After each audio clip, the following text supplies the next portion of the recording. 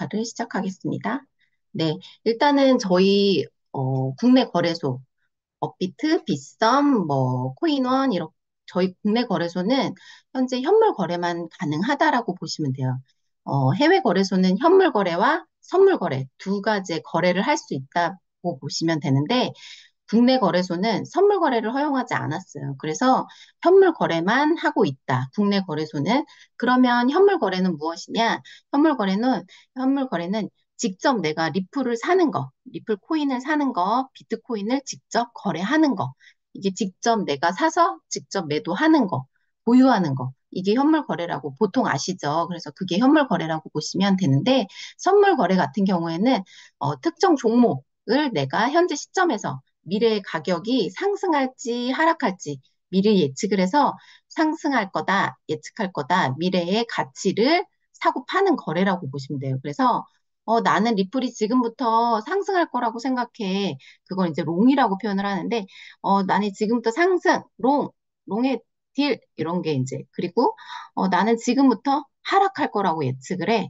미래에 얘는 지금부터 앞으로 몇 시간 안에 내지는 미래에 얘가 하락할 거라고 생각해 서 숏에 나는 딜 이렇게 해서 선물 거래 같은 경우에는 롱이냐 숏이냐를 결정하고 거기에서 금액 결정을 해야 되는 부분이라고 생각하시면 돼요. 그래서 미래의 가치를 거래하는 부분이 선물 거래라고 생각하시고 내가 선물 거래는 내가 직접 비트를 보유하는 게 아니에요. 그래서 뭐 비트나 리플을 내가 직접 보유하는 게 아니라 그냥 가치만 내가 보유했다라고 보시면 된다라고 보시면 돼요. 그래서 선물 거래와 현물 거래의 차이점들 이렇게 정리를 해 두었고 그리고 선물 거래를 하려고 하면 사실 선물 거래 같은 경우에는 해외 거래소에서만 선물 거래가 이루어질 수 있어요. 그러다 보니까 용어들이 영어인 게 대부분 그러니까 영어이다 보니까 그냥도 너무 힘든데 이게 영어다 보니까 되게 이제 좀 낯설고 그거를 접하기가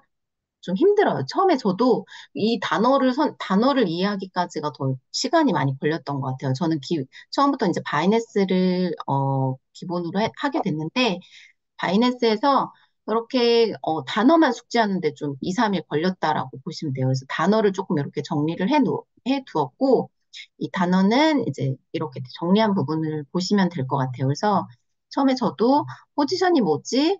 오픈 오더가 뭐지? 이렇게 좀 어려웠던 것 같아요. 그래서 사전을 좀 켜놓고 사전을 보면서 해석하면서 했던 것 같아요. 그래서 처음에는 선물 거래에 있어서 단어 때문에 너무 막연하고 이거 내가 할 수 있을까라고 생각을 했었는데 며칠 거래하면서 바로 좀 숙지가 됐던 것 같아요. 그래서 선물 거래를 할 때는 이런 단어들이 좀 있다. 이런 단어들을 좀 숙지하셔야 된다라고 해서 용어나 풀이를 이렇게 조금 뒀거든요. 그래서 요거는 시간 관계상 이렇게 보시면 될 것 같아요. 그냥 보고 숙지하시면 될 것 같고 제가 음소거가 혹시 안 되신 분 있나 한번 확인하고 갈게요. 네, 이것도 언제 가겠어? 네, 음소거 안 되신 분 제가 한 번만 더 하고 갈게요. 네, 다 된 것 같아요. 그리고 중간중간 음소거 안 됐는지 확인하시고 음소거 안 되신 분들은 음소거 해주세요. 네, 그래서 그 단어 정리는 이렇게 했다라고 보시면 되고, 그리고 바이낸스 이제 들어가시면 모바일이랑 그다음에 노트북에서 하시게 되시는 분들 들어가시면 USD SM 퓨처라고 해서 이렇게 이 부분을 클릭하시고 빨간 부분 보이시죠? 이 부분 클릭하시고 여기서 여기 퓨처로 들어가셔야 이제 선물 거래라고 보시면 돼요. 그래서 현물 거래는 스팟, 그 다음에 선물 거래는 퓨처라고 보시면 되고, 이렇게 들어가시고, 그다음에 노트북에서 하시는 분들은 여기 퓨처, 그 다음에 USD, SM 퓨처, 여기 클릭하시면 선물 거래로 들어가신다라고 보시면 돼요. 그래서 그렇게 클릭을 하고 나면 이렇게 메인 화면이 뜰 거예요. 이렇게 메인 화면이 뜨면 이 부분은 종목, 요 첫 번째, 요 종목, 여기에서 내가, 이제 앞으로 얘가 오를 거야, 내릴 거야. 내가 거래할 종목들 여기서 결정해서 여기서 검색하셔서 지정하시면 되고,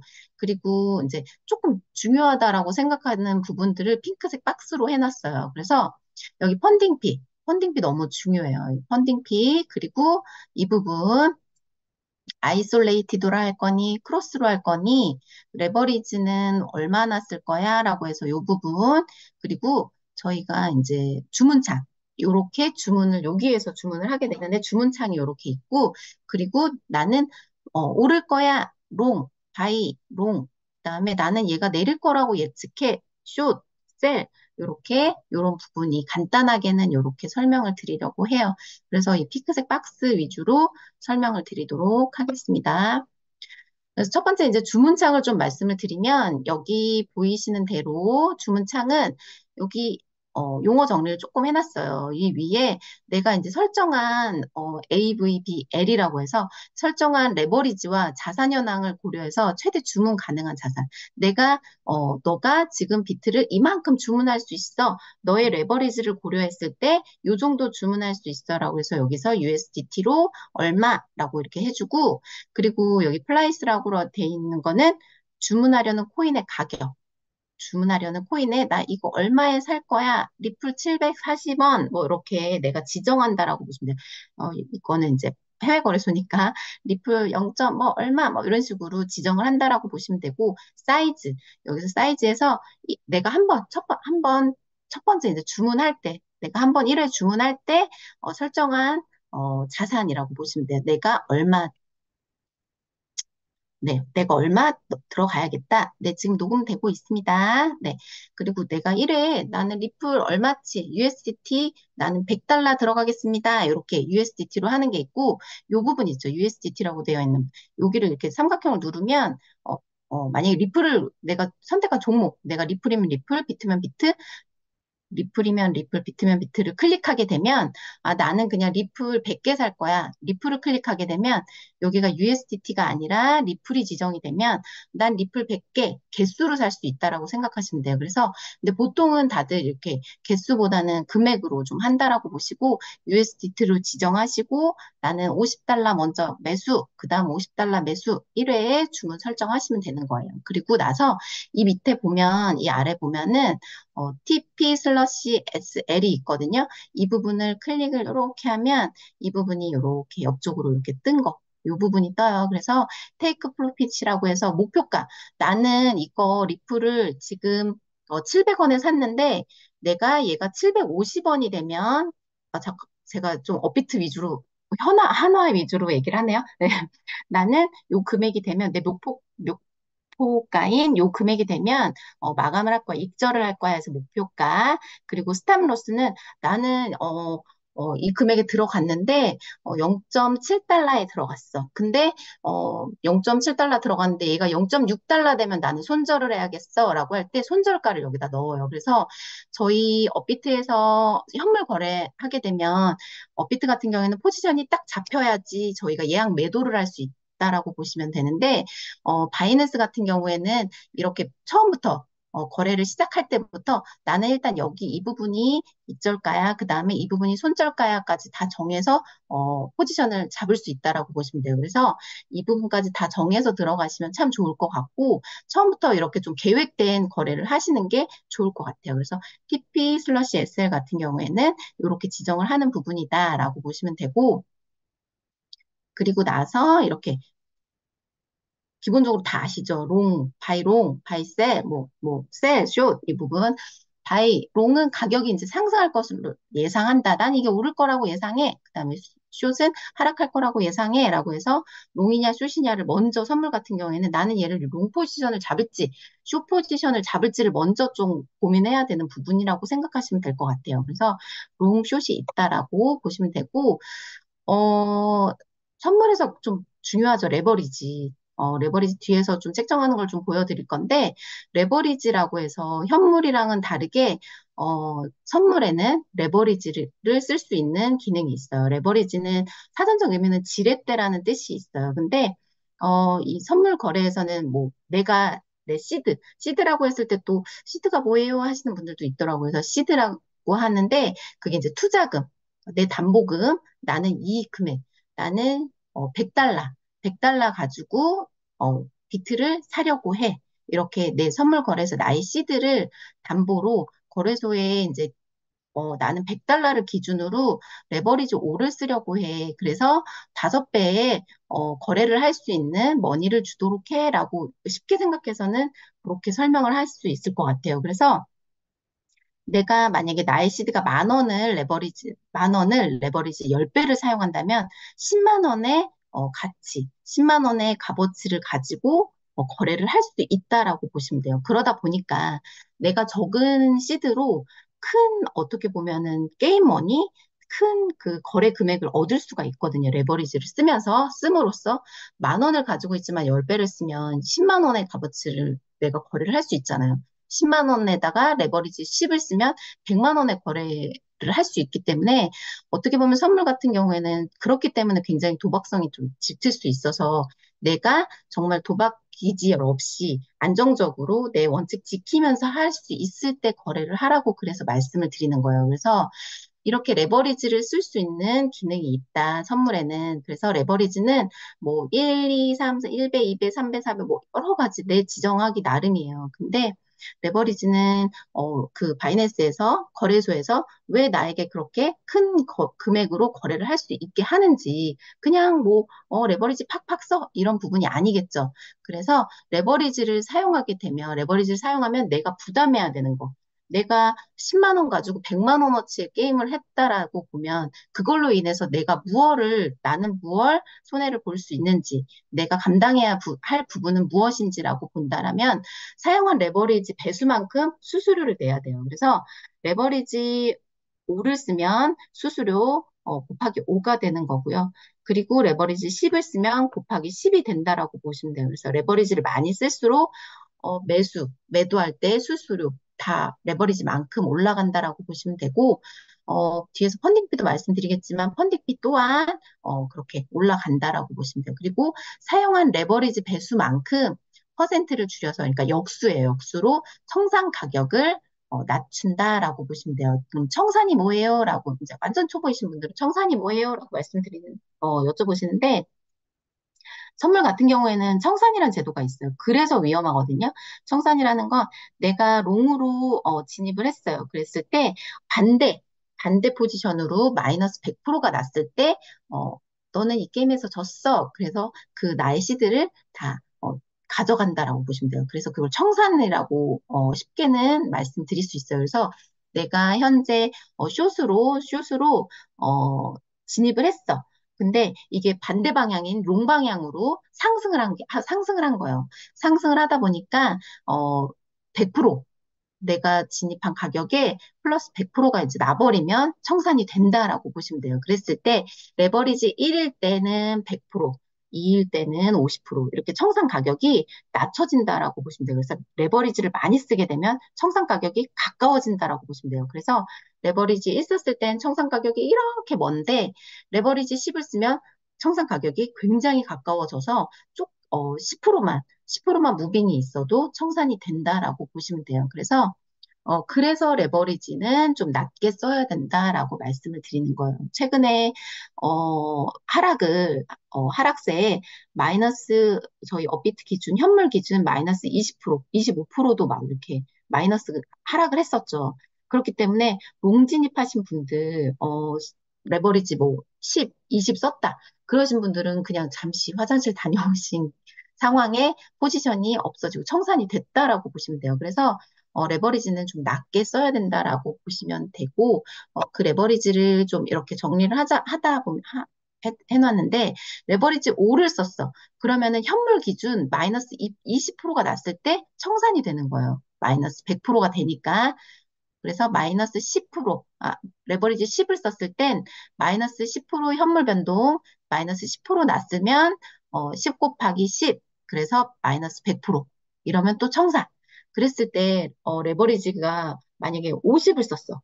레버리지 50 쓰면 현물 기준 2%만 변동성이 있어도 청산이 된다라고 보시면 돼요. 그래서 레버리지를 그렇기 때문에 낮게 쓰라고 말씀드린 거예요. 레버리지를 낮게 써야 대응을 할 수 있는 시간을 벌 수 있다라고 보시면 돼요.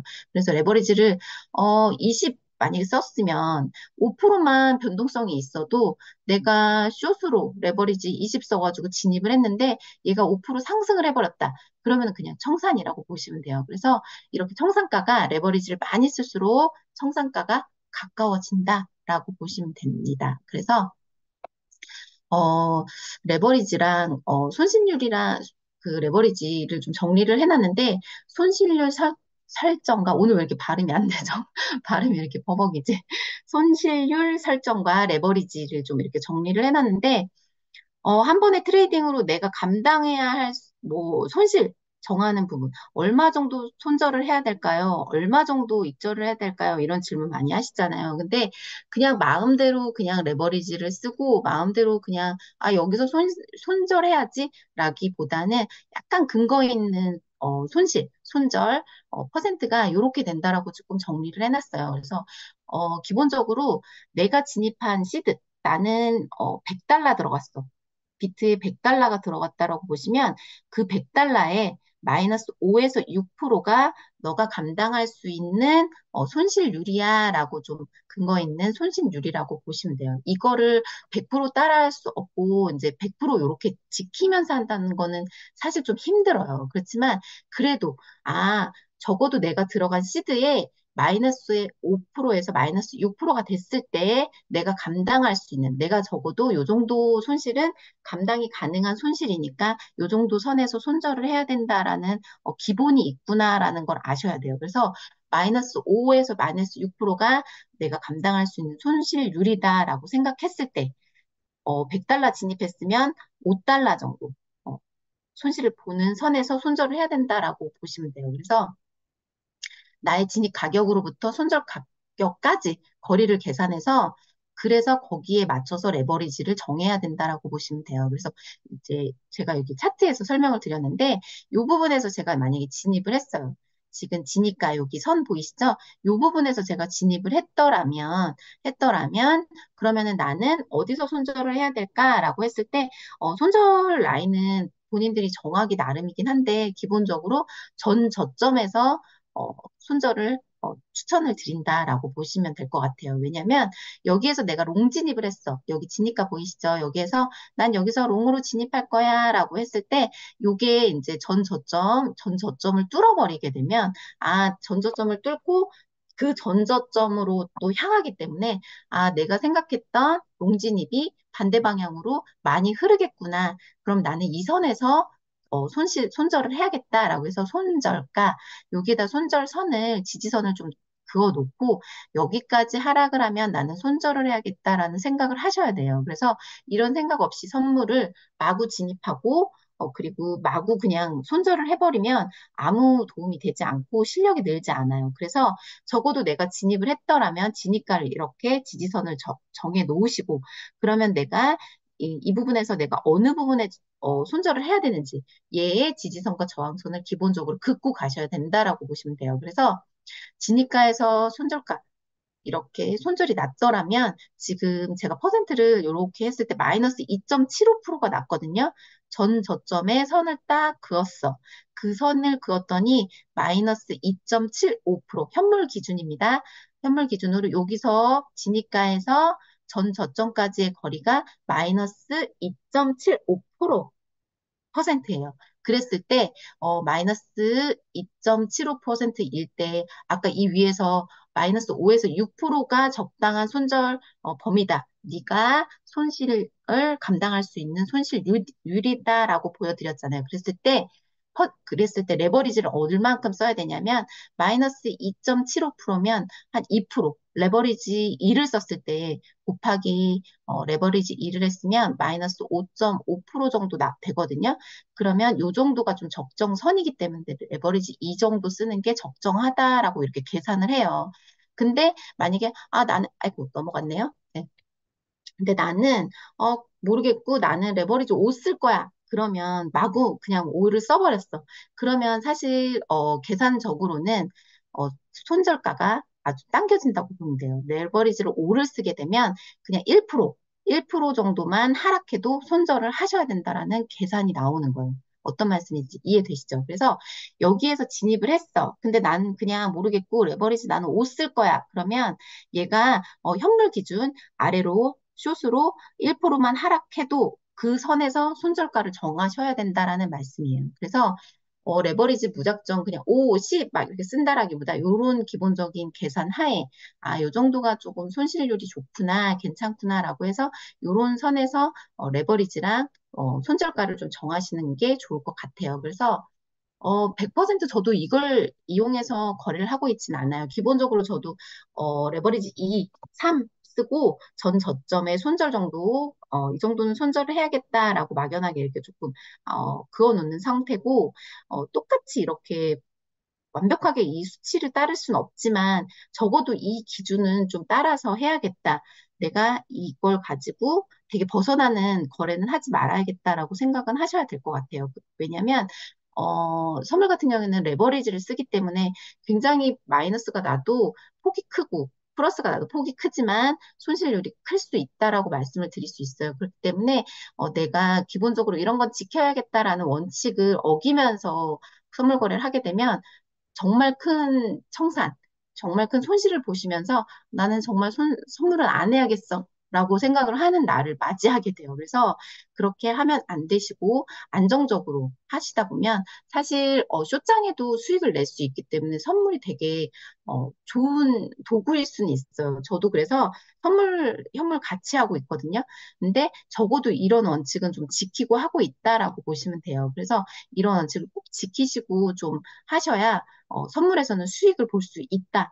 그리고 이런 원칙 없이 하게 되면 느 날은 수익을 보지만 어느 날은 손실을 보시면서 크게 손실로 인해서 선물에 대한 굉장히 안 좋은 이미지로 남는다라고 보시면 될 것 같아요. 그래서 이렇게 지정을 하고 있다라고 보시면 되고 그리고 나서 선물에서는 크로스라는 게 있고 아이솔레이티드라고 이제 지정하는 게 있어요. 이 옆에 오른쪽에 클릭을 하는 부분이 크로스로 할래, 아이솔레이티드로 할래 이렇게 지정하는 부분이 있는데 그럼 크로스는 뭐예요? 아이솔레이티드는 뭐예요? 라고 여쭤보시는데 이제 크로스 같은 경우에는 내가 베팅한 금액 내가 10달러를 이 코인에 이 종목에 10달러를 투입을 했어. 그랬을 때 10달러가 다 청산이 되고, 청산이라기보다 10달러에 이제 마이너스 손실이 나고, 내 지갑에 90달러가 아직 남아있어요. 총 100달러의 시드를 가지고 내가 리플을 10달러만 베팅을 했어요. 그랬을 때 내 지갑에 90달러가 남아있거든요. 그랬을 때 10달러의 손실을 보고, 크로스 같은 경우에는 내 지갑에 있는 돈도, 내 지갑에 있는 내 달러도 다 자기가 자동으로 가져다가 쓴다고 보시면 돼요. 그래서 내 지갑에 있는 돈까지 다 썼는데도 마이너스가 났다. 그러면 내 지갑에 있는 모든 돈을 청산시킬 수 있는 게 크로스예요.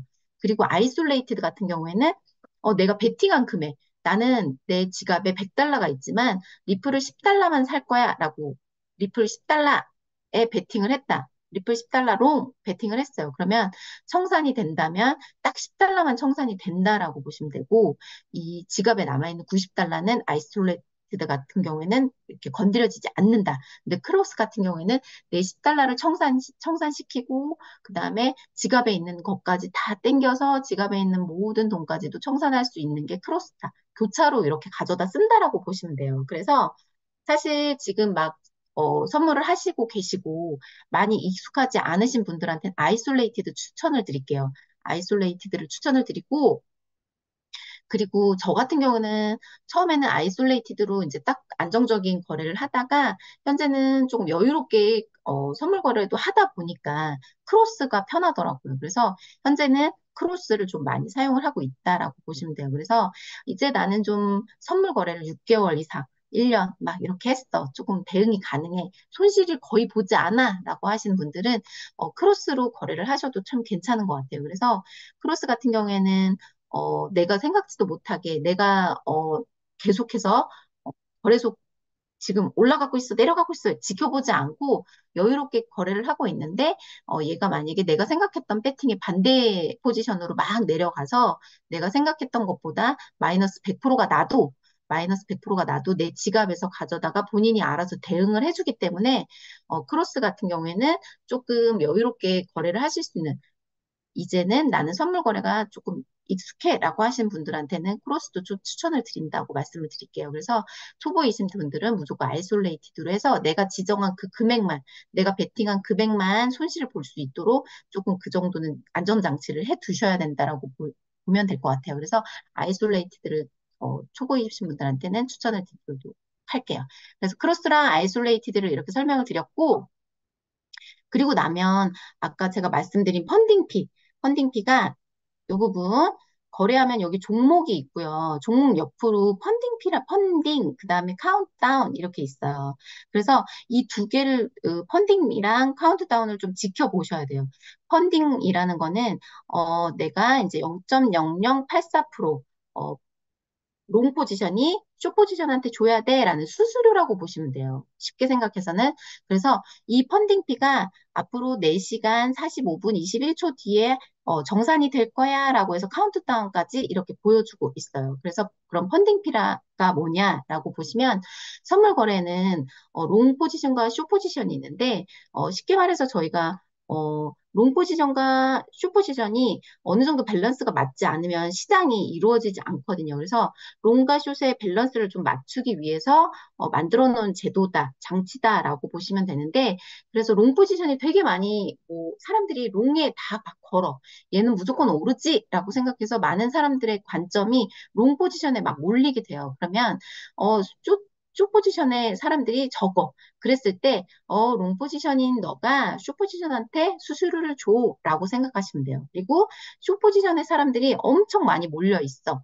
그리고 롱 포지션의 사람들이 좀 적어라고 했을 때, 숏 포지션을 가지고 있는 너희들이 롱 포지션한테 수수료를 줘라고 하는 수수료의 개념이라고 보시면 돼요. 그래서 이 펀딩피라는 거는 오전 9시, 오후 5시, 새벽 1시에 지갑에서 자동으로 좀 빠져나간다라고 보시면 되는데, 정확하게 포지션이 오전 9시에 유지가 되고 있을 때, 오후 5시에 유지가 되고 있을 때 펀딩피가 나간다라고 보시면 돼요. 그래서 내가 포지션을 가지고 있다가 오전 8시 59분에 포지션 정리를 했어. 그럼 펀딩피를 낼까요, 안 낼까요? 8시 59분에 포지션 정리를 했어. 그랬을 때는 펀딩피를 내지 않아요. 그랬는데 내가 9시 1분에 포지션을 9시 1분에 내가 매수를 했어. 포지션을 잡았어. 펀딩피를 낼까요, 안 낼까요? 펀딩피 내지 않아요. 정확하게 다시 말씀드리면 오전 정확하게 9시, 5시 요때 새벽 1시 요때 포지션이 잡혀 있으면 그때 펀딩피가 나간다라고 보시면 돼요. 그래서 그렇게 포지션 시간, 포지션을 잡았을 때 펀딩피가 나가는 시간을 조금 보시면 될 것 같고, 그리고 펀딩피는 아까도 말씀드렸듯이 이 부분에서 이제 말씀을 드릴게요. 여기 펀딩피 두 종류를 해놨거든요. 이거는 양수, 얘는 음수죠. 그랬을 때 그냥 쉽게 생각하시면 이 양수, 롱이 숏 잡은 포지션들한테 수수료를 준다라고 보시면 되고 여기 마이너스 돼 있죠.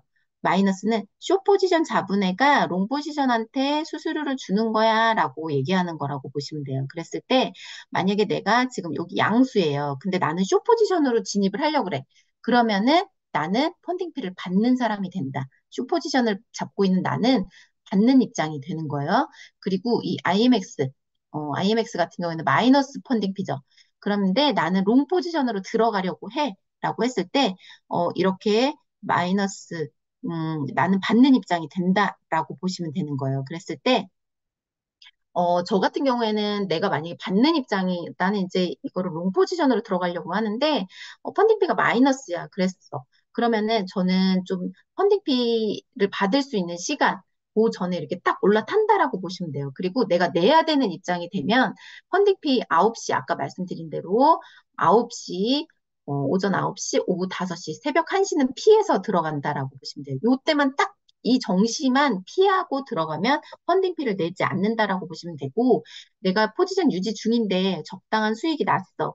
그렇다면 요 시간 전에 포지션 정리하면 펀딩피 내지 않는다라고 보시면 돼요. 그래서 항상 내 포지션이 유지가 되고 있을 때, 요 시간인지 아닌지 체크하시고, 요 시간이 될 때 내가 이거를 익절을 할지 아니면 손절을 할지 좀 생각을 하셔야 된다라고 보시면 돼요. 그래서 이렇게 펀딩피 내는 요 시간이 이렇게 정해져 있기 때문에 요게 현물에도 영향을 준다라고 보시면 돼요. 그래서 저희 보면 현물 거래 하다 보면 오전 9시 전후를 기점으로 무빙이 굉장히 있거든요.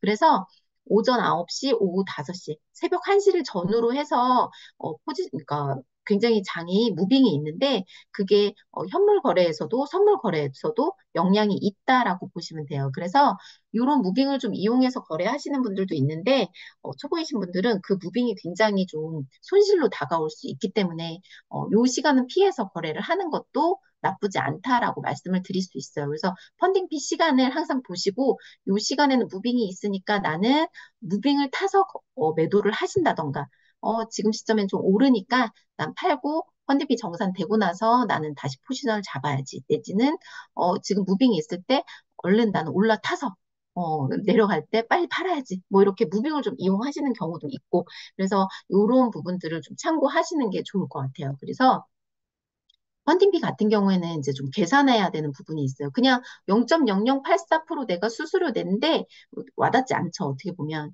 이게 어떻게 되냐면 내가 만약에 베팅한 금액이 100달러예요. 100달러면 레버리지 게다가 10, 레버리지 10을 썼어요. 이제 계산하기 쉽게 제가 이제 레버리지 10을 썼다고 이렇게 자료를 만들어 놨는데 레버리지를 10을 썼어. 그럼 선물 거래에서는 얼마를 1000달러치 거래를 할 수 있는 저한테 1000달러치를 거래할 수 있는 금액이 생긴 거예요. 그러다 보니까 계산이 베팅 금액 곱하기 레버리지 곱하기 펀딩피 이거를 반대 포지션한테 지급한다라고 생각을 하시면 돼요. 그래서 100달러를 내가 가지고 레버리지 10을 썼어. 근데 지금 비트가 0.0084%의 펀딩피를 가지고 있어요. 그러면 곱하기 0.0084% 이거는 그럼 달러로 치면 0.084 이게 롱 포지션이 쇼 포지션한테 지급을 한다라고 보시면 돼요. 그랬을 때 지금 레버리지를 높게 쓰긴 했는데 이제 베팅 금액이 낮고 그리고 펀딩비가 좀 낮은 편이에요. 그러다 보니까 0.0084달러 얼마 안 되네라고 생각할 수 있지만 이거를 펀딩비를 좀 간과하고 거래를 하시다 보면 습관이 좀 안 들어져요. 펀딩비를 보는 습관이. 그래서 그러다 보면 제가 만약에 시드가 늘었을 때 펀딩비로 인해서 손실을 볼 수도 있는 실수를 할 수가 있어요. 그랬을 때 펀딩비가 만약에 내가 베팅 금액이 5천 달러야. 5천 달러라고 예를 들면 5천 달러고 내가 레버리지를 이거 좀 난 확실해. 그래서 레버리지 20을 썼어요. 그랬을 때 그리고 펀딩비가 만약에 2% 펀딩비 2%인 애들도 있고요. 1%인 애들도 있고 펀딩비가 높은 애들도 있어요. 그래서 펀딩비를 보는 습관이 안 들이게 되면 펀딩비가 높은지 낮은지도 보지 않고 막 이렇게 거래하다 보면 굉장히 실수를 할 수 있어요. 그랬을 때, 이렇게 배팅 금액이 크게 되면 지금 펀딩비를 2,000달러를 내야 되는 상황이 올 수도 있습니다. 그래서 이거는 되게 극화된 예시이긴 하지만, 진짜 저희가 시드를 이제 크게 해서 선물 거래를 하다 보면 이렇게 실수를 할 수가 있어요. 그래서 이런 거를 간과하지 마시고 펀딩비를 꼭 체크하셔서 거래를 하셔야 된다라고 보시면 돼요. 그래서 이런 수수료가 있다라는 걸 꼭 아셔야 돼요. 하루에 세 번 수수료를 걷는 시간이 있다. 그게 펀딩비다. 그런 부분들을 확인하셔야 될 것 같아요. 그래서 이렇게 제가 지금 기본적으로 선물 거래를 할 때 필요한 어, 아주 최소한의 단어, 용어 정리였다라고 보여드리는 거였고, 이렇게 지금 기본적으로 이런 게 있어요. 이거는 정말 알아야 돼요라고 하는 것들에 대해서 제가 지금 조금 간단하게 이렇게 정리를 해 두었고, 저도 이런 기본을 가지고 처음에 이제 거래를 하게 됐고, 그리고 사실 고야 차트를 이용해서 선물 거래를 할 때 그렇게 많이 어렵다라고 처음에 저는 느끼지 않았어요. 그래서 저는 선물 거래를 이렇게 하고 있습니다라고 해서 제가 진입했던 방식들 그리고 수익을 냈던 방식들을 조금 정리를 뒤에서 보여드릴 건데요. 일단은 이런 부분들을 제가 지금 말씀드렸던 이 부분은 기본적으로 숙지를 하셔야 된다. 이거 말고도 사실 선물 거래에는 여러 가지를 참고해야 되는 부분들이 있어요. 내가 수수료를 내는데 레버리지를 곱해지기 때문에 내가 레버리지를 10을 썼을 때 최소한 몇 퍼센트의 수익을 내야 된다라는 이런 계산들이 기본적으로 있어야 되고 선물에는 여러 가지로 참고해야 되는 것들이 굉장히 많아요. 그래서 그런 부분들을 참고해서 거래하기에 초보이신 분들이 굉장히 어렵기 때문에 손실을 보실까 봐 사실 많이 권하지 않는다라고 보시면 돼요. 그랬을 때 그래도 이거 정도는 알고 선물 거래를 하셨으면 좋겠습니다라고 해서 이렇게 기본적으로 정리를 해뒀고 저 같은 경우에는 선물 거래를 이런 방식으로 저는 이렇게 지금 거래 방식을 하고 있습니다라고 좀 보여드리면 어, 알람을 가지고 롱숏을 들어가시는 경우도 있고, 지금 저는 이제 스코어 차트의 즐겨찾기를 가지고 거래하는 방식을 좀 오늘은 알려드리도록 할게요. 어, 비트가 만약에 이렇게 좀 흘러내렸어. 비트의 방향에 따라서 스코어 차트 즐겨찾기를 이렇게 즐겨찾기를 막 이렇게 해놓으시면 일단은 만약에 즐겨찾기 하는 부분들을 혹시 모르시는 분들이 있어서 그걸 조금 보여드리고 가게 되면 화면 공유, 이거 지금 현재 실차트. 여기에서 저는 이렇게 오른편 보이시죠? 초록색으로 이렇게 다 되어 있거든요. 많은 애들이 이렇게 좀 초록색으로 되어 있다라고 보시면 되는데, 이 초록색으로 즐겨찾기를 누르시고, 즐겨찾기 차트 즐겨찾기를 누르시면, 이렇게 차트 즐겨찾기를 제가 누르면, 저는 차트 즐겨찾기를 되게 많이 이용을 해요. 되게 이걸 보는 게 익숙하고 이렇게 보는 게 저는 제일 편하다고 느껴지더라고요. 그래서 이걸 좀 많이 이용하는데 뜨는 게 많이 네. 이렇게 뜨게 되면 기본적으로 비트가 만약에 비트랑 비슷한 방향으로 거의 다 이렇게 좀 차트 모양이 이렇게 일어나요. 아, 지금 좀 올랐구나. 좀 오른 상승이었나 봐. 이렇게 이걸로 추세를 좀 볼 수 있다라고 보시면 돼요. 그래서 저는 기본적으로 즐겨찾기로 종목 선택을 좀 많이 하는 편이고 그런 면에서 지금 저 같은 경우에는 현재 슬라이드로 해서 보여드릴게요. 이렇게 해서 이날도 이렇게 비트가 좀 흘러내렸어요. 그러다 보니까 모든 차트가 이렇게 비슷하게 흘러내렸다라고 보시면 돼요. 근데 꼭 이렇게 흘러내리다가 좀 다른 애들이 있어요.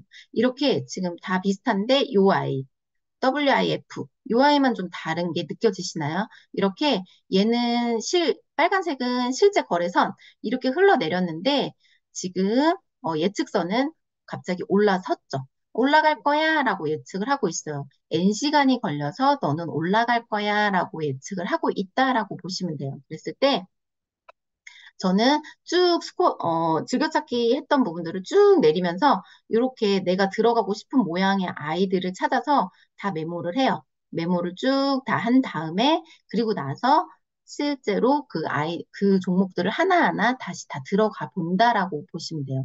그래서 즐겨찾기 좀 자주 이용하셔도 좋을 것 같아요. 저는 아직까지도 이게 좀 편한 거래 방식이거든요. 그래서 스코어 차트 즐겨찾기를 해서 쭈루룩 내려서 메모했고 여기에서 들어가게 되면 이제 이 WIF 괜찮은데 들어가 봐야겠어 라고 해서 이렇게 들어가게 되면 너무 딱 실차트는 이렇게 꼬리를 내렸는데 실제 차트는 이렇게 꼬리를 내렸는데 예측선은 픽 이렇게 올렸죠. 저 이런 차트 되게 좋아하거든요. 아, 얘 올라갈 건가 봐 이렇게 보여요. 근데 WIF 같은 경우는 현물에서는 없었어요. 업비트에서 빗썸에서는 없는 종목이었어요. 그래서 선물만 진입했다라고 보시면 되고, 선물과 현물 거래소에 다 있는 것들은 저도 둘 다 롱으로 진입, 현물도 진입, 선물에도 바이낸스에서 롱 진입, 이렇게 좀 같이 하는 경우가 많이 있다라고 보시면 돼요. 그랬을 때, 지금 이 스코어 차트는 N시간 후 상승 가능성의 스코어 차트라고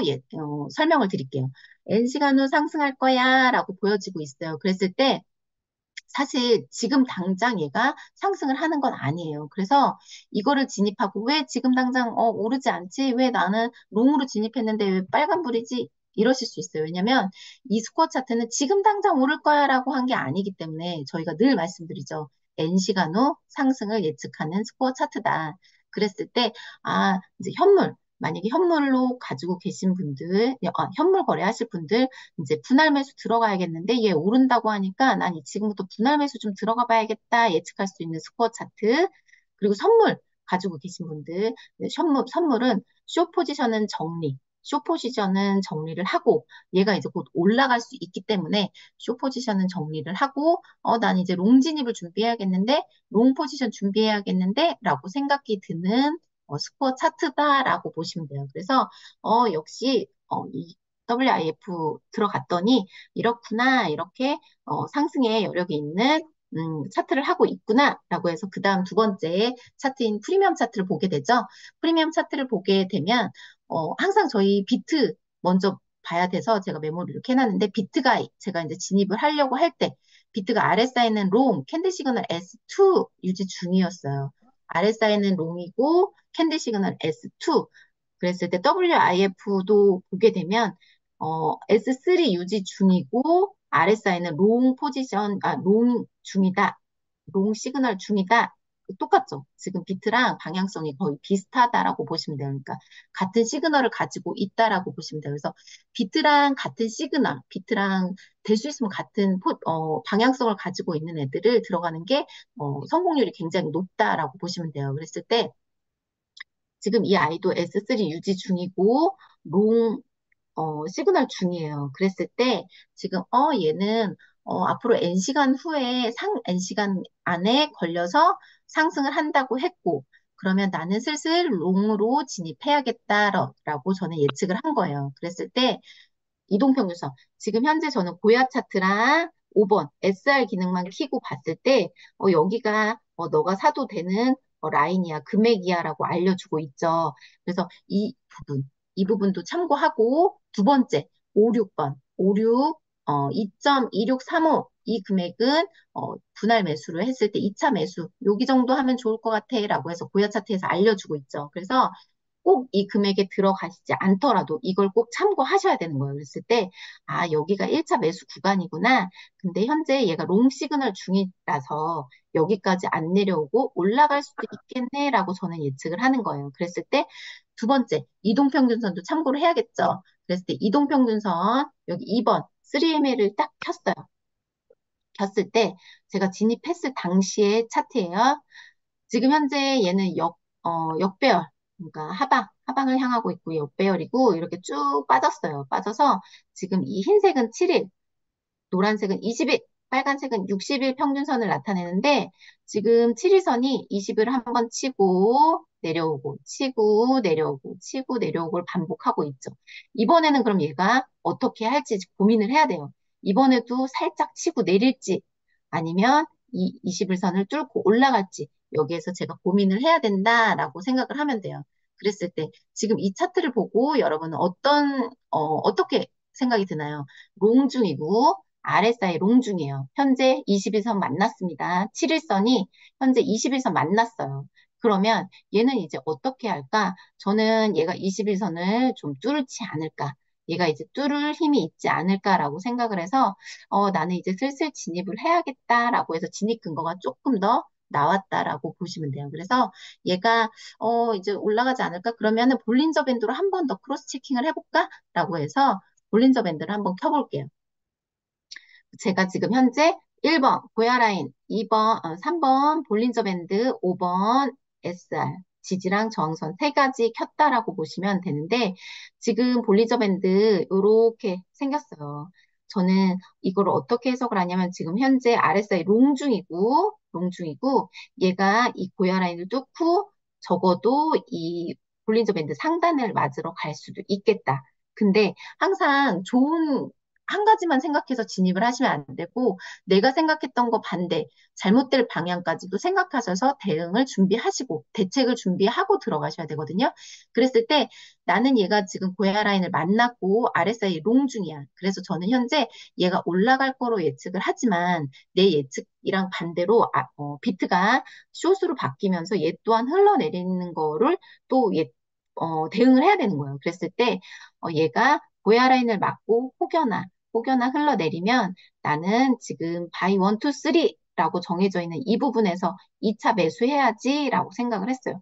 다시 말씀드리면 지금 저는 고야 라인에서 1차 매수 그리고 얘가 만약에 시장의 흐름 때문에 다시 볼린저 밴드 내지는 이 바이 원, 투, 쓰리가 되어 있는 이 라인까지 흘러내리면 난 여기서 2차 매수해야지. 그리고 나서 여기에서 하락세가 너무 강해. 그래서 쭉 빠지게 되면 5, 6, 요 선까지 나는 좀 대응을 준비해야겠다라고 생각하고 선물은 들어가셔야 된다라고 보시면 돼요. 그래서 여기에서 나는 일단 이동평균선, 그다음에 고야 라인 이런 부분을 참고했을 때 지금 현재 얘는 조금 상승의 가능이 높지 않을까라고 생각을 해서 롱 진입을 하게 됩니다.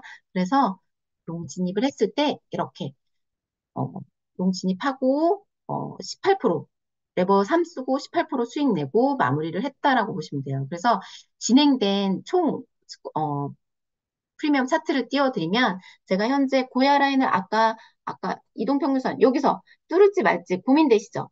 얘가 정말로 21선을 뚫었을까? 안 뚫었을까? 얘가 61선을 만나러 갈까 말까? 이 부분을 고민하게 되잖아요. 그랬을 때 저는 RSI가 롱이기 때문에 얘가 좀 뚫을 힘이 있지 않을까라고 예측을 했고, 그리고 그래서 현재 진행된 걸 가지고 보여드리면 현재 제가 여기서 고민을 했고 여기서 진입을 했다라고 보시면 돼요. 그래서 진입을 했고 얘가 21선을 뚫었어요. 근데 운 좋게 또 61선까지 뚫을 수 있는 힘이 얘가 생겼었나 봐요. 그래가지고 이렇게 쭉 뚫고 올라갔어요. 그랬을 때 저는 지금 전고점 내지는 조금 눌림 이렇게 눌린 구간에서 저는 매도를 했다라고 보시면 돼요. 그랬을 때 이 부분에서 제가 매도를 했고 L2가 떠 있죠, 여러분. 여기 보이시죠?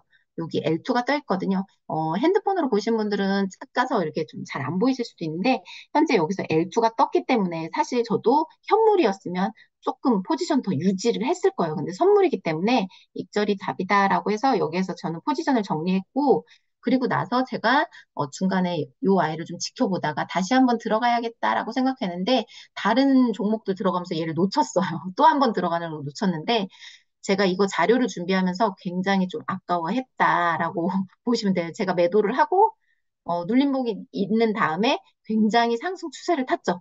이렇게 상승을 했어요. 그래서 내가 좀 더 버티거나 다시 매수를 할 걸 그랬나라고 좀 아쉬워했던 종목이다라고 보시면 돼요. 그래서 그럼에도 불구하고 익절은 답이라고 항상 이렇게 눌림이 된다던가 이런 부분에서 익절하고 뭐 분할 매도 하시는 거 추천드릴게요. 그랬을 때 이 아이도 스코어 차트를 다시 한번 보여드릴게요. 스코어 차트에서 얘 이렇게 오를 거야라고 예측을 했죠. 얘 이 정도까지 오를 수 있어라고 얘가 지금 현재 2.9 뭐 이 금액을 딱 오진 않아요. 그래서 저는 이 금액을 꼭 보라고 추천을 드리진 않지만 그럼에도 약간은 참고 요 선까지는 올려나? 2.8 넘으려나? 이렇게 예측을 하게 된다면 지금 다 진행된 상황을 보면 현재 얘는 쭉 올라가서 밑에 날짜 보이시죠?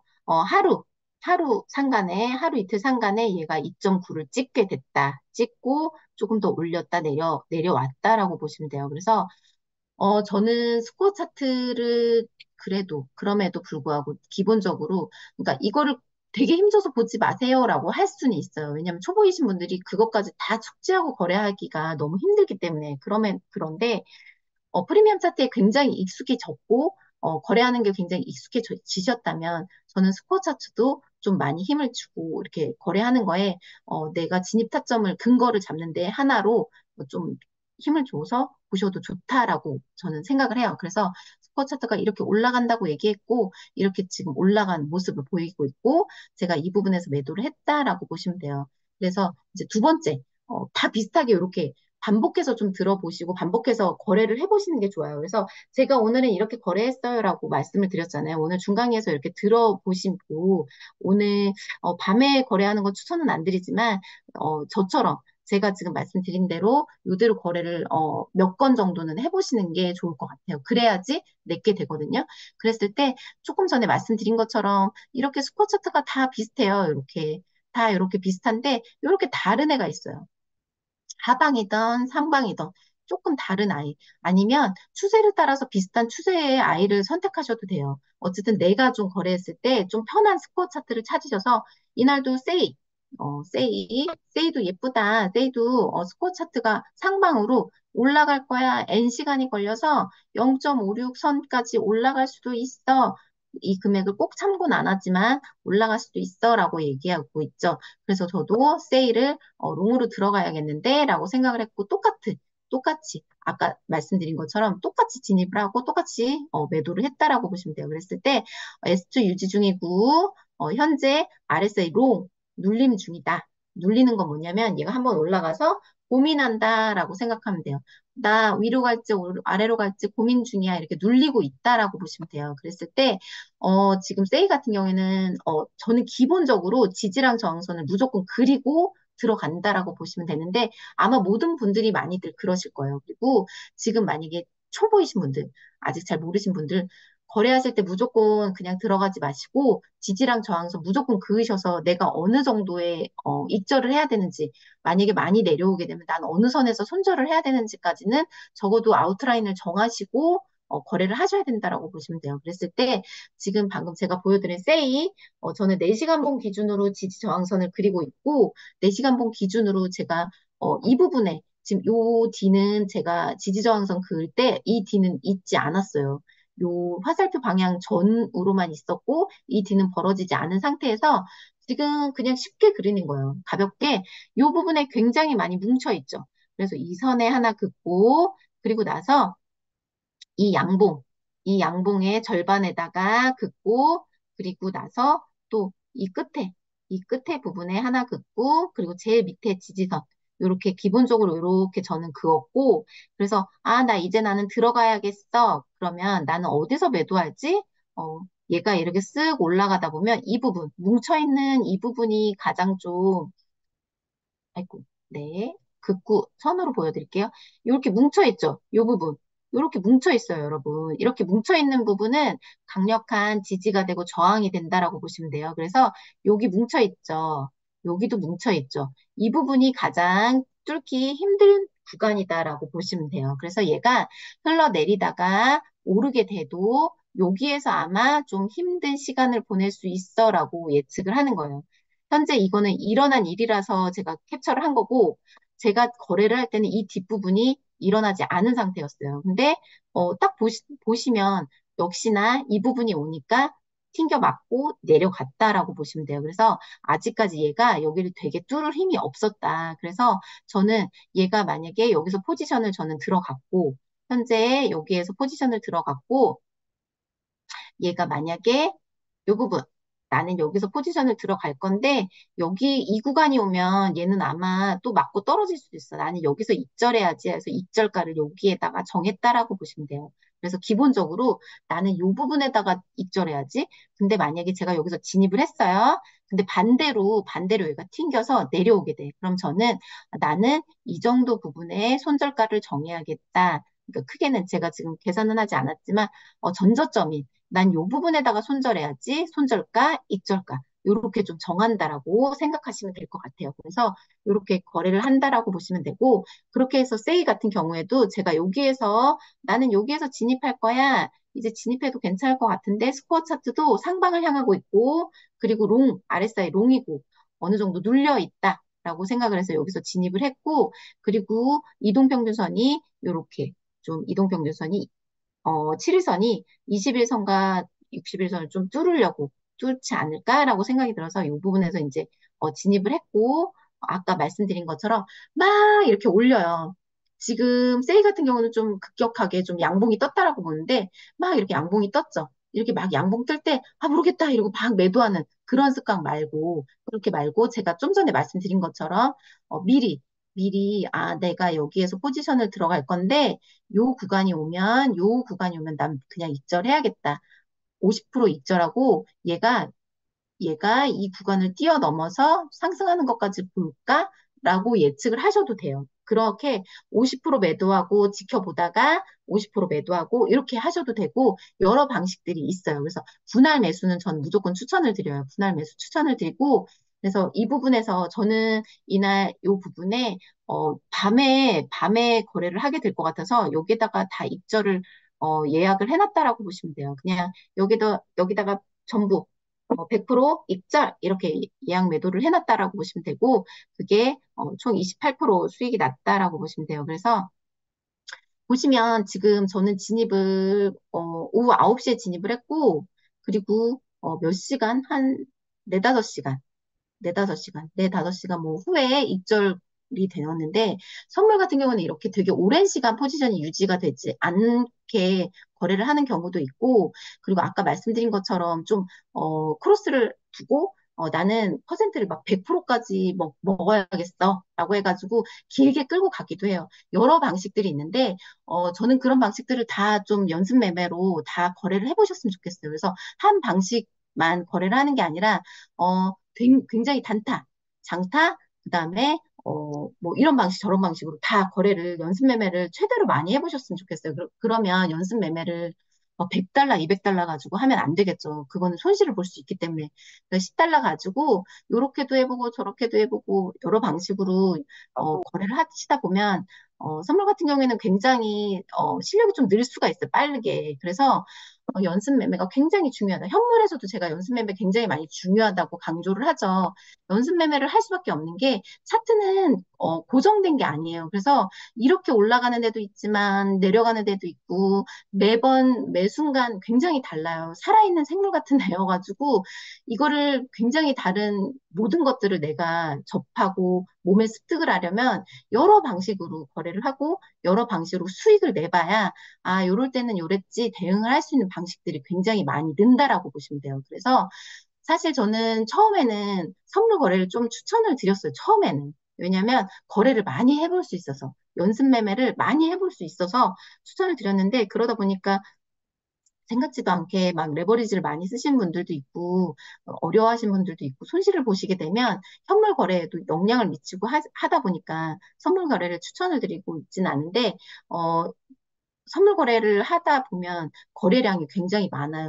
현물보다는. 그래서 여러분들이 레버리지를 정말 1, 2만 쓸 수 있는 자신, 그리고 좀 기초를 지켜가면서 하실 수 있는 자신이 있으신 분들은 선물 진입을 하셔도 되지만 그게 아닌 것 같아. 나는 도박 기질이 굉장히 많아서 난 레버리지 막 쉽을 것 같은데 막 이러신 분들은 시작조차 안 하시는 걸 추천을 드릴게요. 시작조차 안 하는 게 현물 거래하는 거에도 영향이 안 가고 좋다라고 말씀드릴게요. 그래서 이렇게 지금 선물 거래는 저도 길게 안 하기도 하고 어느 때는 포지션을 되게 오래도 가져가 보기도 하고 여러 방식으로 하고 있다라고 보시면 돼요. 그래서 지금 이 스코어 차트 같은 경우에는 좀 조심하라고 제가 이제 거래를 했고 그다음에 이제 자료를 남겼는데 메티스라는 종목인데 지금 이 스코어 차트는 어떻게 보이세요? 이격.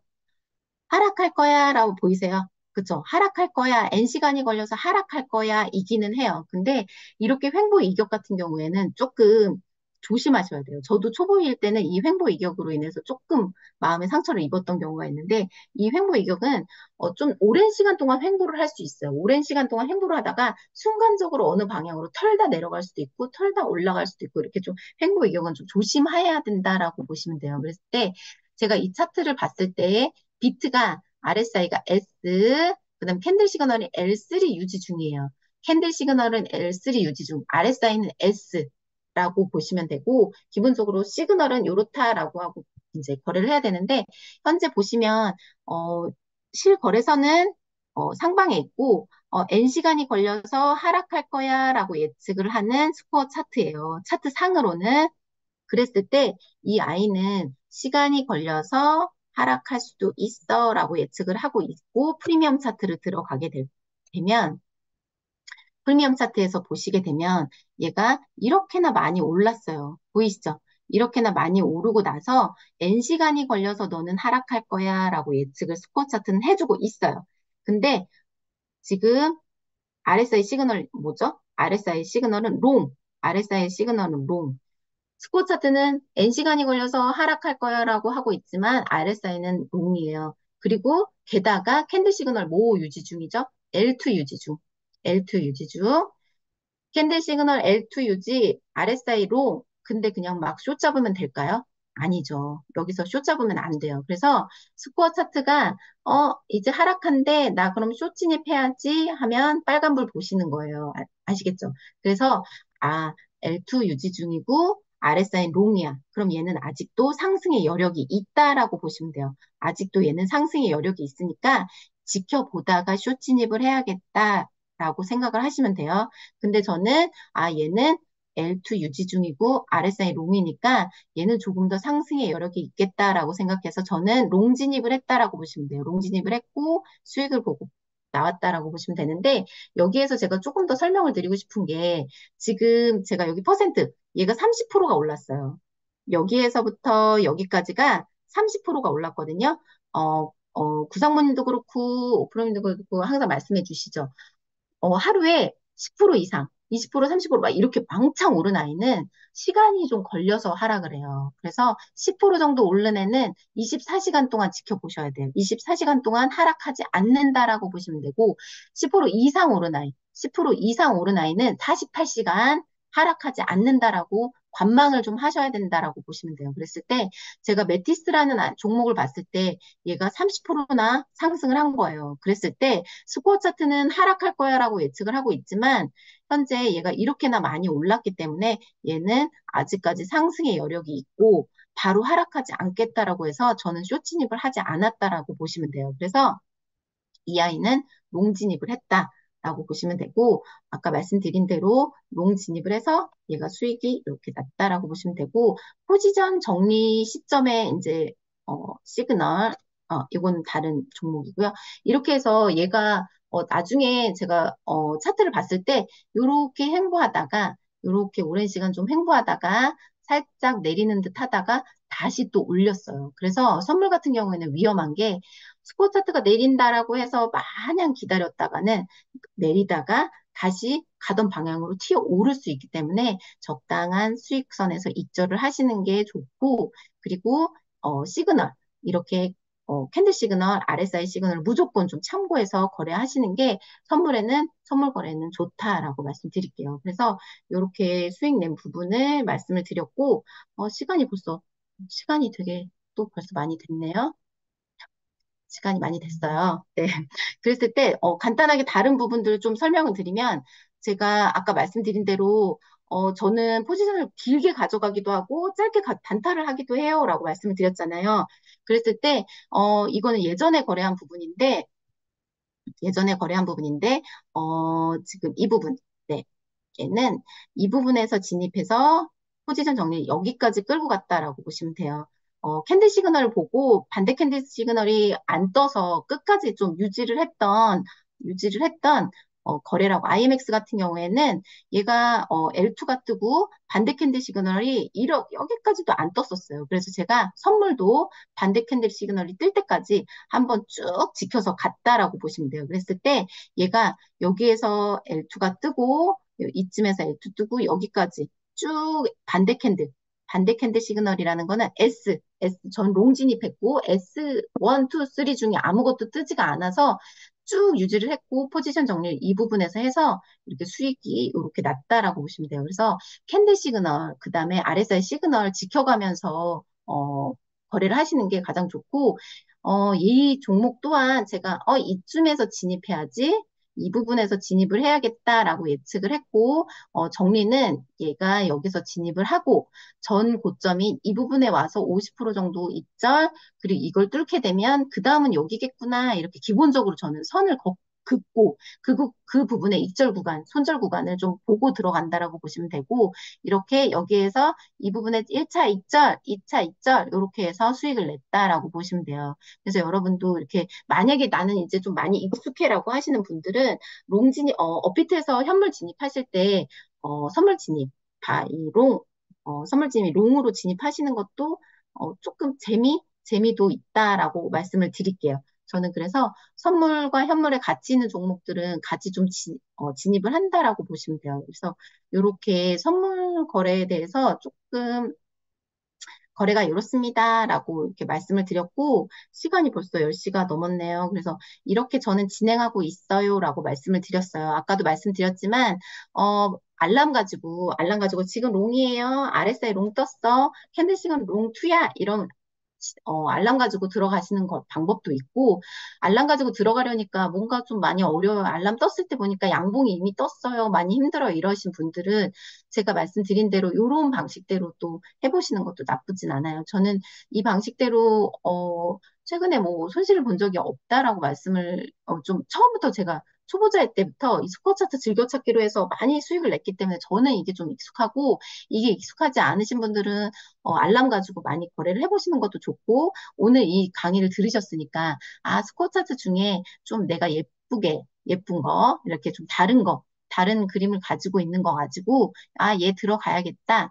들어갔을 때, 고야 라인, 그리고 이동평균선, 이런 선들을 같이 좀, 이동평균선은 어떻게 되더라? 이거를 그다음에 볼린저 밴드 요걸 다 뭔가 진입타점 근거를 다 이렇게 뭔가 맞춰봤을 때 이거는 롱인데 이거는 숏인데 라고 해서 근거가 많으면 많을수록 손실을 안 보거든요. 그래서 진입 근거가 많이 늘려가는 거래를 하셨으면 좋겠습니다. 그래서 이렇게 선물은 이렇습니다라고 간단하게 설명을 드렸고, 그리고 혹시 질문 사항 있으실까요? 선물 거래하시면서 아, 요게 좀 어려웠어요라고 하시는 분들, 선물 거래 어려웠던 부분 있으시면 질문 받고 정리하도록 할게요. 마이크 켜시고 질문하셔도 되고, 채팅창에 남기셔도 되고, 어, 모르겠어요. 다 모르겠어요. 질문도 못하겠어요. 하신 분들, 그 대부분이면 이렇게 정리하도록 하겠습니다. 혹시 질문 있으실까요?